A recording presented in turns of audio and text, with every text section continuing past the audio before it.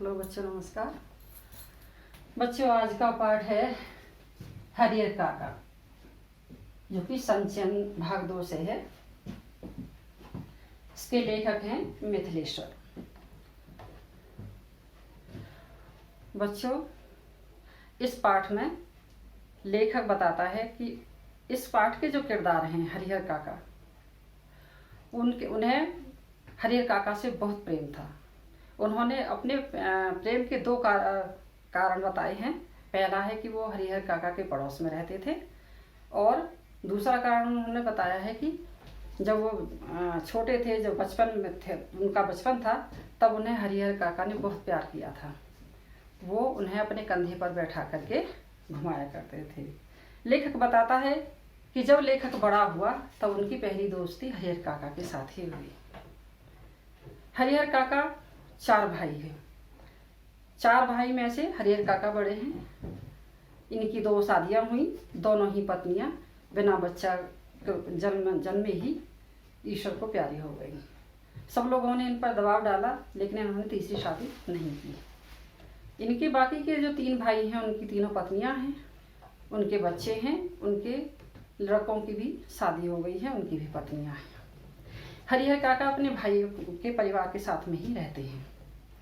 कुछ दिन तक तो हरिहर काका की पत्नियों ने उनकी आवभगत अच्छी तरह से की, लेकिन धीरे धीरे उन्होंने उनकी आवभगत कम कर दी। ये हालत ये हो गई कि उन्हें कोई पानी तक की पूछने नहीं आता था।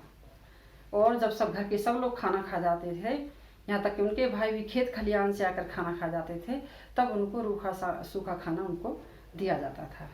एक बार वो जब बहुत ज़्यादा बीमार पड़ गए थे, तो जब उनको कोई पानी पूछने का नहीं आता था, और जब वो बीमार होकर के उठे तो उनका मन अच्छी अच्छी चीज़ों को खाने के लिए करता था।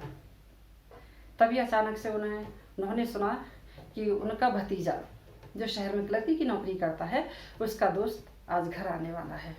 तो वो खुश हो गए। उन्होंने सोचा, मेहमान के लिए अच्छा अच्छा खाना बनेगा तो मुझे भी खाने को मिलेगा।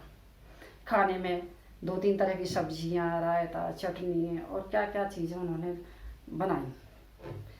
हरिहर काका इंतजार करते रहे। घर के सभी लोग खा गए, भाई भी खलिहान से आकर के खाना खा गए, लेकिन हरिहर काका को किसी ने पूछा नहीं। और अंत में उनकी भाइयों की पत्नियां उनको सूखा खाना लेकर के आई। रूखा सूखा खाना जैसे कि भात, अचार और मट्ठा। हरिहर काका को बहुत तेज गुस्सा आया, और वो अपने कमरे से निकल करके दलान में आए, और उन्होंने खाने की थाली को आंगन में फेंक दिया, और गुस्से से चिल्लाते हुए बाहर निकल गए अपने भाइयों को ये बात बताने के लिए। अड़ोस पड़ोस के लोग भी जमा हो गए थे। जब वो जा रहे थे चिल्लाते हुए कि तुम सब मेरी संपत्ति पर ऐश करती हो, मैं देख लूँगा, ये है और वो है, तुम समझती हो तो मुफ्त में खिला रहा हूँ। तो बड़बड़ाते हुए जब जा रहे थे गुस्से में, तभी रास्ते में महंत जी मिल गए। महंत जी ने सोचा कि ये अच्छा मौका है हरिहर काका को अपने पास ले जाए, क्योंकि हरिहर काका के अपने भाइयों के पास पहुँचते उससे पहले ही महंत जी उन्हें ठाकुरबाड़ी में ले गए। ठाकुरबाड़ी में सबसे पहले एक छोटा सा मंदिर था, और धीरे धीरे उस मंदिर में दान दक्षिणा आती गई, तो उसके बाद में वो एक बहुत विशालकाय ठाकुरबाड़ी बन गई। गांव की ही नहीं बल्कि पूरे इलाके की बड़ी ठाकुरबाड़ी बन गई। उसका जो महंत और कुछ साधु संत थे, वो चटोरे किस्म के लोग थे, धूर्त थे, चालाक थे, डाकू किस्म के थे।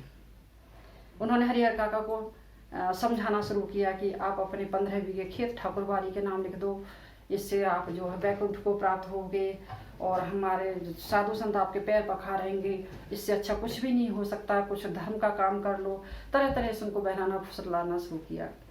उन पर असर भी होने लगा। तभी हरिहर काका के भाई खेत खलिहान से जब लौटे, उन्होंने सारी बात सुनी तो वो घबरा गए। उन्होंने सोचा, मैं तो उनको बहला फुसला करके कहीं उनके 15 बीघे खेत न ले ले। वो दौड़े दौड़े ठाकुरबाड़ी पहुँचे और उनको मना करके ले आए। हरिहर काका को वो जो अपने साथ रखने लगे, लेकिन महंत जी इस बात को भूले नहीं। जब तक मौका मिलता हरिहर को बहुत सारी बातें उनको बहलाने फुसलाने लगते, ताकि वो जो अपनी ज़मीन ठाकुरबाड़ी के नाम लिख दें। एक दिन क्या किया, जब उन्होंने देखा महंत ने कि ये तो हरिहर तो हमारी बात मानने वाला है नहीं, तो उन्होंने क्या किया, उन्होंने अपने कुछ गुंडे लिए और उनको अगवा कर लिया। अगवा करके ठाकुरबाड़ी में ले जाया गया। एक अनाज के गोदाम में उनको बंद कर दिया, मारा पीटा, उनके हाथ पैर मुँह बांध दिए, मुँह में कपड़ा ठूंस दिया और उन पर सादे और लिखे अंगूठे के सादे लिखे कागजों पर अंगूठे के निशान ले लिए।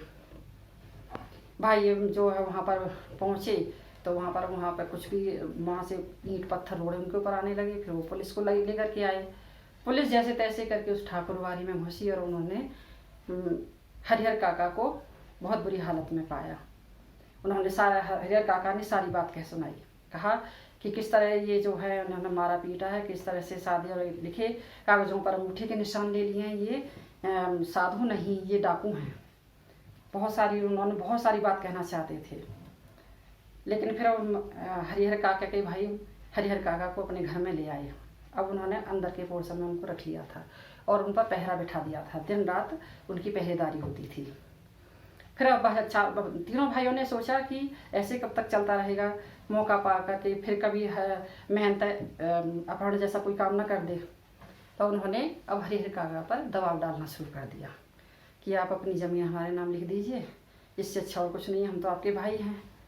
हरिहर काका ने कहा कि अब मैं किसी को भी अपनी एक धूड़ ज़मीन भी नहीं लिखूंगा, मरने के बाद तो सब आपका ही है, फिर क्यों दबाव डाल रहे हो, मैं अपने जीते जी ये काम नहीं करूंगा। फिर उन्होंने उदाहरण दिया रामेश्वर की विधवा की क्या हालत हुई थी, तुम लोग मेरे साथ भी ऐसा ही करोगे।